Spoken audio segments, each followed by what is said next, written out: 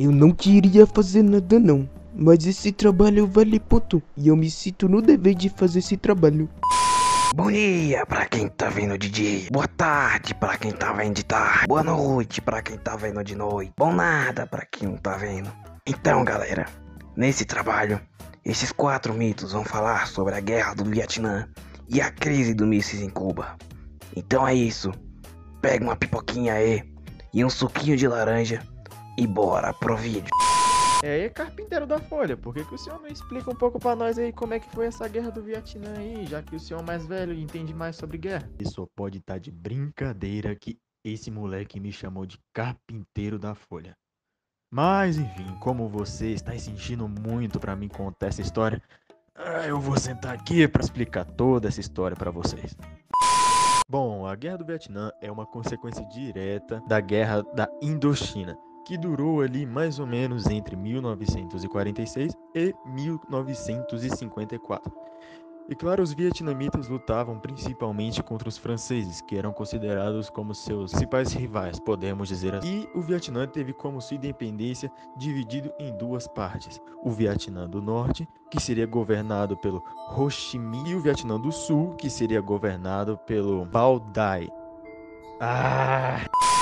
E anos mais tarde, Bao Dai perderia seu cargo no governo, sendo substituído pelo Dien Di, perto de 1955. Também é importante frisarmos que o Vietnã do Norte apoiava o comunismo e tinha como principal aliada e apoiador a União Soviética. Já o Vietnã do Sul tinha principal apoiador os Estados Unidos. Então, o Vietnã do Norte apoiava o comunismo e o Vietnã do Sul era anticomunismo. Logo, podemos perceber que há uma guerra de ideologias, um sendo a favor do comunismo e o outro não. E neste mesmo contexto, quando os Estados Unidos viu que estavam tendo rivais que eram contra o posicionamento deles, que eram contra o comunismo, os Estados Unidos logo tentou ajudar o máximo. O anticomunismo poderia perder bastante sua influência no país. A Guerra do Vietnã começou principalmente por conta do clima de tensão que estava entre os dois governos, Vietnã do Sul e do Vietnã do Norte.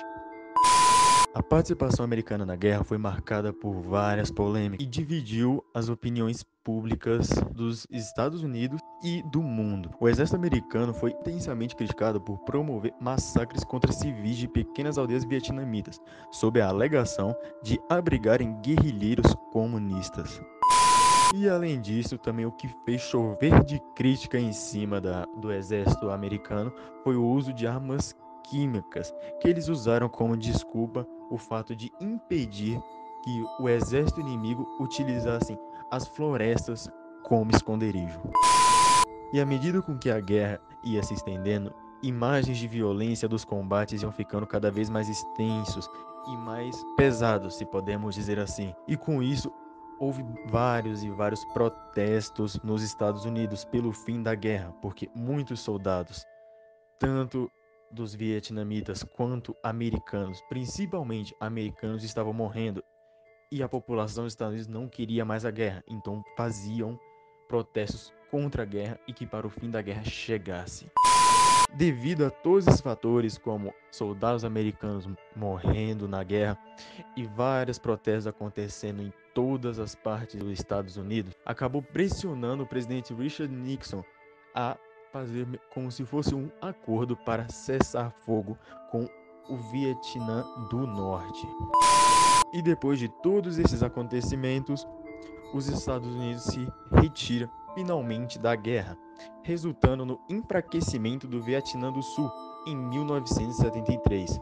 Com a saída do exército americano, as forças comunistas iniciaram uma ofensiva que resultou na conquista da cidade de Saigon, que era a capital do Vietnã do Sul, em 1975. Isso pôs um fim finalmente ao conflito e o Vietnã foi unificado novamente e governado pelos líderes comunistas a partir de 1976. Aí, Branca de Neve, já que você tá aí sem fazer nada, fala pra nós aí sobre aqueles mísseis em Cuba. Tá de brincadeira comigo, que ele me chamou de Branca de Neve. Sério? Essa matéria é muito chata, mas já que você insiste, vou explicar pra você. Pelo que eu me lembro, a crise dos mísseis em Cuba ocorreu entre os dias 16 e 28 de outubro de 1962. Esse incidente resultou da descoberta de bases de lançamento de mísseis nucleares, sendo todos de fabricação soviética e instalados pela própria União Soviética em solo cubano. Para que você aí do outro lado possa compreender melhor sobre o assunto, eu preciso que você saiba o mínimo sobre Guerra Fria e a Guerra Armamentista. Tudo ocorreu em 1959, em meio ao tenso clima da Guerra Fria e da corrida armamentista, em que ocorreu a Revolução Cubana, movimento liderado por personagens como Fidel Castro e Che Guevara. E em 1961, Fidel Castro declarou publicamente a sua adesão ao comunismo internacional. A postura de Fidel Castro aproximou Cuba da União Soviética. E como Cuba é uma ilha geograficamente estratégica situada no Caribe, os soviéticos viram em seu território uma oportunidade do estabelecimento de bases de mísseis nucleares que ficaram apontadas para as cidades estadunidenses. No mesmo ano de 1961, Cuba sofreu uma tentativa de ação contra-revolucionária por parte de cubanos anticastristas exilados nos Estados Unidos.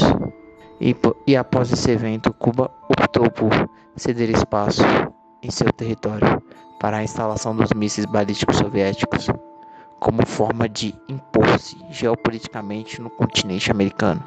A base de mísseis nucleares foi descoberta pelas Forças Armadas estadunidenses. Os mísseis de médio alcance poderiam atingir a capital americana, e após essa descoberta, o presidente John Kennedy e seus comandantes optaram por estabelecer um bloqueio contra Cuba, em vez de atacá-la, e ao mesmo tempo procurar negociar a tensão com Nikita. As negociações se estenderam pelos 10 dias seguintes. A principal exigência para a retirada dos mísseis de Cuba era de que os Estados Unidos comprometessem-se em não mais apoiar qualquer tentativa de invasão ao território cubano. E então, depois dessa exigência, parecia que tudo estava dispersando. Porém, um dos aviões foi abatido pela artilharia antiaérea cubana, provocando a morte do piloto. Esse foi o dia em que a crise dos mísseis chegou ao seu auge. No dia 28 de outubro, mais uma condição foi imposta pela URSS aos Estados Unidos. Além do cumprimento de não atacar Cuba, os americanos deveriam também retirar os mísseis balísticos nucleares ou qualquer material semelhante da Turquia, já que esse país é geograficamente próximo do leste europeu. Então o acordo foi selado e comprometeram-se a desativar e retirar os mísseis da ilha caribenha. Ambas ficaram preocupadas com um possível confronto por mísseis e assinaram acordos relativos ao uso de armas nucleares. A economia estadunidense continuou em ritmo de crescimento econômico e tecnológico devido às buscas de soberania na Guerra Fria, enquanto a economia cubana manteve seus parâmetros e não cresceu significativamente diante da América. E esse foi um dos capítulos da Guerra Fria, que ainda estava longe de acabar, e que é um possível tema para uma próxima redublagem.